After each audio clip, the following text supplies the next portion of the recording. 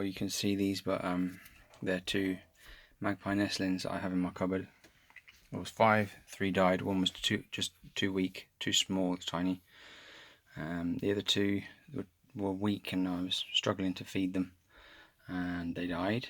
And then I have 2 left. One's really strong, called Hugin, and the other one is hanging on and he's feeding well.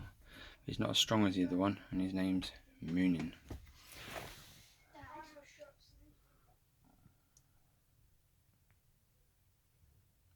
They're magpies. They've got no fluff, no feathers.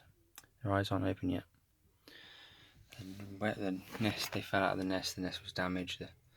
The magpie flew off and never came back all day. Put them back in the nest and moved the nest. Only, we couldn't put the nest back where it was, but the mum didn't come back, so it was either leave them, as it was getting cold in the evening, it was either leave them and they'll die, and the squirrel will eat them, or another bird of prey, or they just freeze and starve, whatever. But I've got this set up here. And I can raise and lower.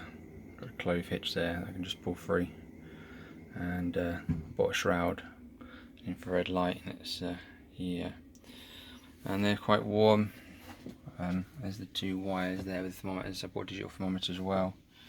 You can see it's at 33 at the moment because I've had the door open. So, and I'm feeding them with this syringe, which is made out of a syringe from a chemist and a part of a pipette to make it longer to feed them. And I was feeding them milk to begin with, and I ended up giving them so it was milk to begin with, and then I ended up giving them well, he wants food, I'll feed him.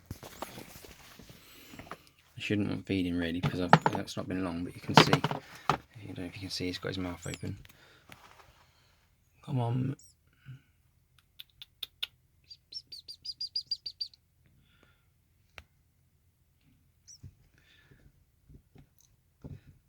See, Hugin sort of lays on his back all the time, and Moonin's always on his front.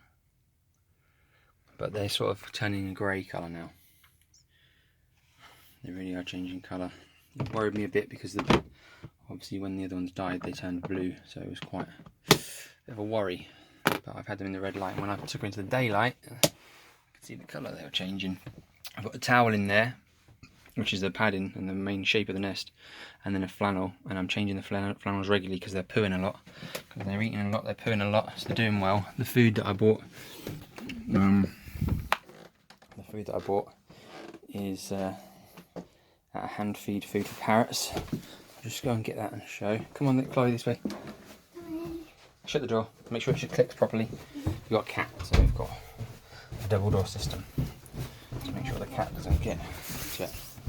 And I was feeding them milk to begin with, and then I was feeding them bits of cat food. Went to the reptile place and they advised me to feed them these waxworms, but they're just too big for what they are. I think they misunderstood how small these birds were. But this is the mixture. I haven't measured it, and they have perked up a lot since they've been on this. Been on this for a couple of days now. I'll just give it a shake and just make it all to the same consistency and squirt that into their crop. I'm not overfilling their crop. I'm giving them the right amount, I feel. The crop isn't supposed to be tight on them. And this is the feed that I bought from Amazon. Hagen Tropican hand feeds. Now you can see what red is for, so there you go. I mean, the ones I've got are younger than that, and the ones in the picture younger than those. But yeah, I just boil some water, let it cool down, so it's like lukewarm. Whack it in there, add the powder to get the right consistency, and I'm trying to mix a new batch every day. And if it goes a bit cold on the cold side, then I put boiling water in there and just shut that in there, and the boiling water warms that up for them. So that's what I'm doing, and they're doing pretty well. What else can I say? Let's hope they live. It's now Saturday. 1:45.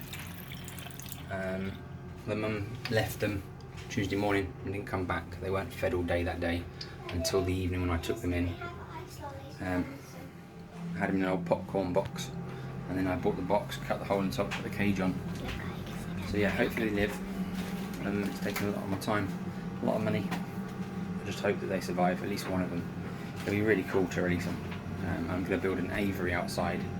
If they get big enough, I will be building an aviary, and I'll put them in there until they're old enough. And if they stay and they hang around, they stay and they hang around, but I don't want them in the house because my daughter's got type 1 diabetes, so we can't have poo everywhere. Do you want me to So film you? yeah. That's the Hugin and Moonin story so far. Do you want me to film you? And I'll update.